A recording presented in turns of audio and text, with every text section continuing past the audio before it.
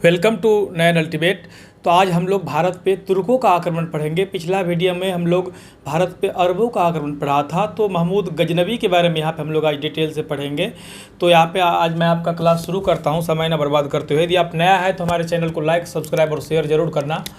तो यहाँ पे गजनवी वंश एक था। गजनवी वंश जो था वो कि अफ़गानिस्तान में एक जगह है गजनी, जहाँ पे था।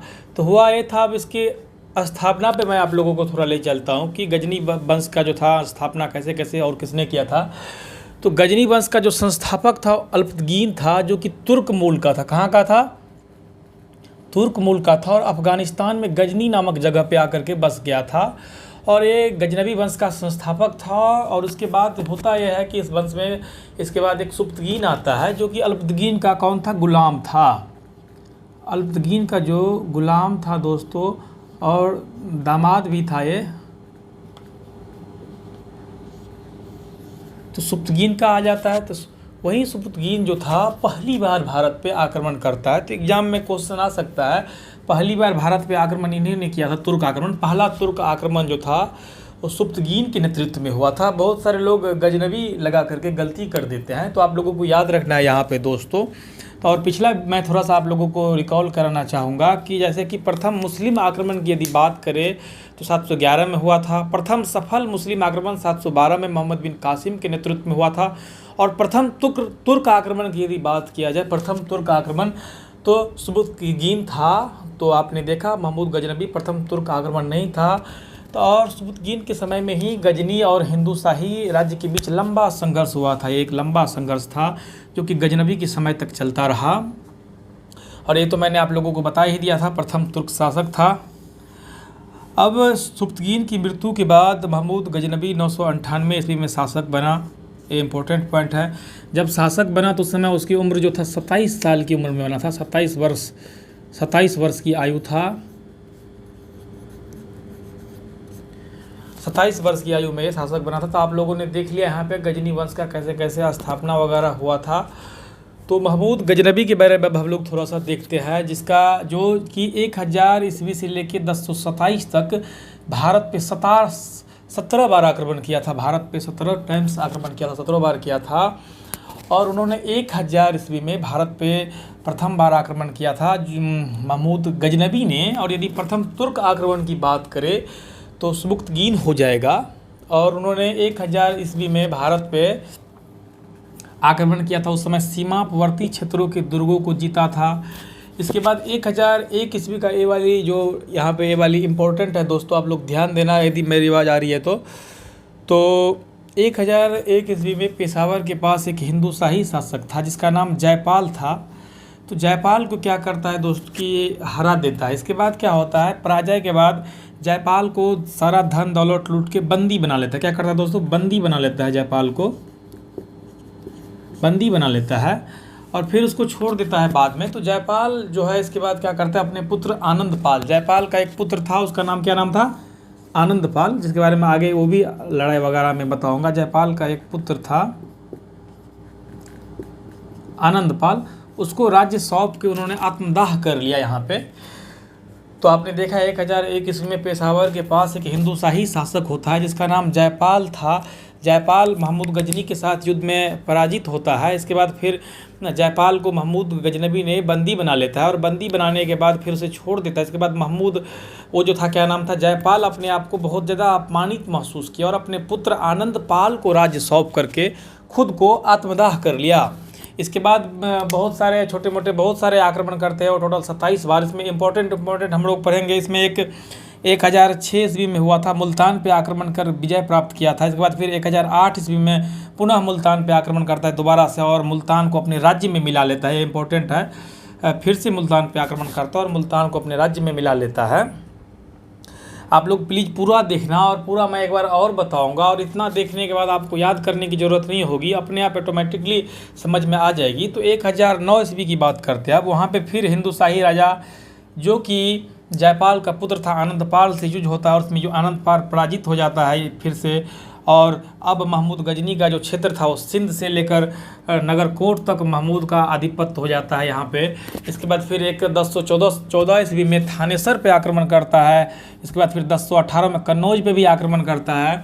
और एक यहाँ पे इम्पोर्टेंट आक्रमण यहाँ पे है कि 1020-21 में कीर्तिराज के साथ संधि के लिए विवश करता है। इसके बारे में थोड़ा सा कहानी बताना चाहूँगा। ये कीर्तिराज जो था दोस्तों, वो ग्वालियर के राजा था और संधि के लिए विवश किया और कलिंजर के किला में उसे घेर लिया गया। कहाँ पे घेरा गया? ये ग्वालियर का राजा था। यहाँ पे मैं लिख देता हूँ कहाँ का था, ध्यान रखना। एक ग्वालियर का था और इसे कलिंजर के किले में घेर लिया गया, लेकिन इससे जीत नहीं पाया गया। फिर बाद में दोनों ने मिल करके संधि कर लिया था। ये यहाँ पे एक और इम्पोर्टेंट पॉइंट है। और सबसे इम्पोर्टेंट पॉइंट है सोमनाथ मंदिर के बारे में, जिसके बारे में आप लोगों ने कई बार पढ़े होंगे, कई बार सुने होंगे कहानी वगैरह में। तो 1025 ईस्वी की बात थी जब सोमनाथ में शिव मंदिर पे अटैक करता है। सोमनाथ कहाँ है? सबसे पहली बात तो गुजरात में है। यहाँ पे आप लिख देता हूँ मैं, सोमनाथ गुजरात में है। और सोमनाथ मंदिर का आक्रमण बहुत ही चर्चित था। और उस समय एक यहाँ पे क्वेश्चन निकल करके आता है कि सोमनाथ पे जब महमूद गजनबी ने आक्रमण किया तो उस समय किसका शासक था? तो भीम प्रथम होगा दोस्तों, भीम प्रथम आप लोग याद रखना। और इस युद्ध में 5000 से भी अधिक लोग जो थे वो मारे गए थे सोमनाथ में, और पूरा मंदिर को नष्ट कर दिया गया था, मूर्ति वगैरह तोड़ दिया गया था। और इसमें से पता चलता है इतिहासकारों से, सोर्सों से, कि महमूद गजनबी ने 20 लाख दिनार की संपत्ति लूट के लिए गई थी। और महमूद गजनी को मूर्ति तोड़ने वाला भी कहा जाता है, मूर्ति भंजक भी कहा गया है, इसलिए बौद्ध शिखन भी इसे कहा गया है। और जब इस सोमनाथ मंदिर से लूट के जा रहे थे जाटों ने इस पर आक्रमण कर देता है रास्ते में, और उसकी कुछ सैनिक टुकड़ों से कुछ धन लूट लेता है। इसके बाद फिर महमूद गजनी फिर से आता है और अंतिम बार 1027 में जब वो आता है तो जाटों पर आक्रमण करता है। इसलिए इसका अंतिम आक्रमण से भी क्वेश्चन आता है कि महमूद गजनी का अंतिम आक्रमण कहाँ पे हुआ था? तो 1027 में हुआ था, भारत पे जाटों के खिलाफ किया था, और इसकी मृत्यु 1030 ईस्वी में हो जाती है। तो अभी एक बार आप लोगों ने यहाँ पे महमूद गजनी के बारे में देखा कि कैसे कैसे तुर्क आक्रमण हुआ था, चूँकि ये तुर्क मूल का था लेकिन अफ़गानिस्तान के अफ़गान क्षेत्र के गजनी नामक जगह में बस गया था। कई बार इसमें भी क्वेश्चन कंफ्यूज कर देते हैं लोगों को। तो गजनी जो है वो अफ़गान में है, वर्तमान में अफ़गान को ही अफ़गानिस्तान कहा गया है। तो गजनबी वंश जो है जिसके संस्थापक अल्पतगीन था, जो कि तुर्क मूल का था, और ये अफ़गान के गजनी नामक जगह में बस गया था। और इसके बाद सुबुतगीन आते हैं, तख्त पे बैठते हैं, जो कि उसका गुलाम और दामाद था, और सुबुतगीन का ही पुत्र था महमूद गजनबी। तो यदि प्रथम तुर्क आक्रमण की बात किया जाए तो प्रथम तुर्क आक्रमण सुबुतगीन ने किया था। प्रथम तुर्क आक्रमण पूछता है एग्जाम में, प्रथम तुर्क आक्रमण का नाम क्या था? तो सुबुतगीन आप लोगों को लगा देना है दोस्तों। और इसकी मृत्यु जो है होने के बाद, फिर सुबुतगीन की मृत्यु के बाद 998 में महमूद गजनी गद्दी पे बैठता है। तो भारत में बारी बारी से 17 बार आक्रमण करता है उन्होंने। और उसकी आक्रमण करने के कई सारे कारण थे, वो मैं अभी डिटेल से भी आप लोगों को थोड़ा सा लेखक वगैरह भी बता रहा हूँ जस्ट। तो आक्रमण करने के कई कारण थे। एक तो धन दौलत की लालसा थी इसकी, दूसरी कारण इस्लाम का प्रचार प्रसार करना था, और यश की लालसा भी बहुत सारे जगहों पर बताया था कि यश की लालसा भी महमूद गजनबी के आक्रमणों का कारण था। यश की लालसा के कारण भी ये धन लूटता था, वापस अपने देश चला जाता था और धन दौलत लूटता था। वहाँ पे जो है वो अपने देश में बहुत सारा काम किया था, वो आगे बताऊंगा। उसके समय में जो इतिहासकार वगैरह, जो लेखक वगैरह जो इसके साथ जो आए थे, वो भी अभी चर्चा करेंगे हम लोग। तो 17 बार आक्रमण किया था। सबसे 1001 वाला आप लोगों को ध्यान रखना है, जो इम्पोर्टेंट है। तो पेशावर के पास हिंदुशाही शासक जयपाल को उन्होंने हराया था, और पराजय के बाद जयपाल ने अपने आप को आत्मदाह कर लिया। और एक ये याद रखना, 1008 ईस्वी में मुल्तान को अपने राज्य में मिला लिया था। और फिर 1025 वाली इम्पोर्टेंट है, सोमनाथ पे आक्रमण कब हुआ था? 1025 में हुआ था। सोमनाथ गुजरात में एक शिव मंदिर है, वहाँ का शासक उस समय आक्रमण के समय भीम प्रथम था, और इसमें 50,000 से भी अधिक लोग मारे गए थे और पूरा मंदिर को नष्ट कर दिया गया है। और एक और यहाँ पे इम्पोर्टेंट बात है, गजनबी वंश को जो है दोस्तों यामिनी वंश भी कहा गया है। आप लोग ध्यान रखना, गजनबी वंश का दूसरा नाम है यामिनी वंश दोस्तों, याद रखना। गजनबी वंश का दूसरा नाम क्या है? यामिनी वंश भी कई बार पूछ देता है, तो एग्जाम व्यू से आप लोग याद रखना, गजनबी वंश को यामिनी वंश भी कहा गया है। तो जल्दी से आप लोग इसका स्क्रीनशॉट ले ले, मैं आगे बता रहा हूँ।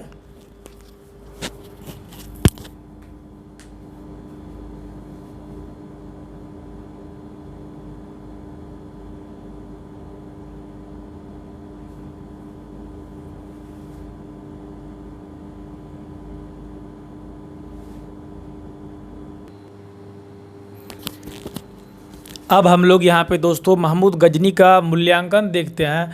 महमूद गजनी जो था वो मूर्तियाँ तोड़ता था, इसके कारण इसे बौद्ध शिखन या मूर्ति भंजक कहा गया है। तो कई बार एग्जाम में ये पॉइंट आ जाता है कि बौद्ध शिखन किसे कहा गया है, तो महमूद गजनवी ही था जो कि मूर्ति भंजक था और मूर्ति भंजक होने के कारण ये बोध शिखन कहा गया है। तो ये पॉइंट एक एग्जाम के हिसाब से बहुत इंपॉर्टेंट हो गया। एक और पॉइंट बहुत ही इंपॉर्टेंट है, महमूद गजनी द्वारा जारी किए गए चांदी का सिक्का होता था जिसका दो तरफ अलग अलग भाषाओं में, दोनों साइड अलग अलग भाषाओं में था। एक साइड अरबी भाषा हुआ करता था और दूसरा साइड संस्कृत था। तो आपने देखा मूर्तियाँ तोड़ने के कारण महमूद गजनी को बोध शिखन या मूर्ति भंजक कहा गया है। महमूद गजनी द्वारा जारी किए गए सिक्कों के दो अलग अलग साइड होते थे और एक साइड में अरबी भाषा था और दूसरा साइड संस्कृत भाषा था। और सुल्तान की उपाधि धारण करने वाला पहला शासक बना था। ये भी इम्पोर्टेंट है, ये आ सकता है एग्जाम में। आगे चल के बहुत सारे शासकों ने सुल्तान की उपाधि धारण की, लेकिन पहला की यदि बात करें तो महमूद गजनवी था। और यहाँ पे सब पॉइंट जो था उन्होंने आपने देखा यहाँ पे। और यदि बात की जाए महमूद गजनवी के आक्रमण का क्या कारण था, तो आक्रमण के कई सारे कारण थे, जैसे धन की लालसा, इसके बाद इस्लाम धर्म का प्रचार प्रसार और यश की लालसा भी महमूद गजनवी के आक्रमण का प्रमुख कारण था। और महमूद के दरबार में बहुत सारे कवि भी हुआ करते थे जिसके बारे में यहाँ पे हम लोग थोड़ा सा चर्चा करते हैं। एक तो अलबरूनी था, महमूद के दरबार में ही था, जिन्होंने किताबुल हिंद या तारीख़ हिंद नामक पुस्तक लिखा था जो कि अरबी भाषा में था। दोस्तों ये इम्पोर्टेंट है, ये पूछ सकता है, बुक के नाम कई बार अक्सर एग्जामों में आते रहते हैं कि किताबुल हिंद के राइटर कौन है, तो अलबरूनी था। किस भाषा में है किताबुल हिंद, तो अरबी भाषा में। और इसके बाद शाहनामा का भी लेखक कई बार पूछा जाता है दोस्तों, तो फिरदौसी कृत है शाहनामा, फिरदौसी के द्वारा लिखा गया। और कई सारे भी महमूद के दरबारी कवि थे, जैसा कि उत्बी एक थे, लिख ले, और भी कई सारे इंपॉर्टेंट है। उत्बी थे एक और थे वाहाकी,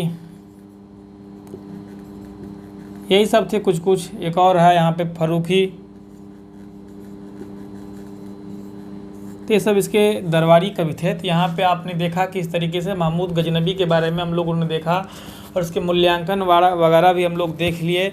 तो और नेक्स्ट टॉपिक में, नेक्स्ट क्लास में मैं आप लोगों को महमूद जो है मोहम्मद गौरी बताऊंगा। और यदि आपको, मैं उम्मीद करता हूं कि आप लोगों को ये वीडियो अच्छा लगा हो, और यदि अच्छा लगा हो तो लाइक और सब्सक्राइब जरूर करना। और ये आने वाले तमाम सारी परीक्षाओं के लिए बहुत ही इंपॉर्टेंट है। तो धन्यवाद दोस्तों।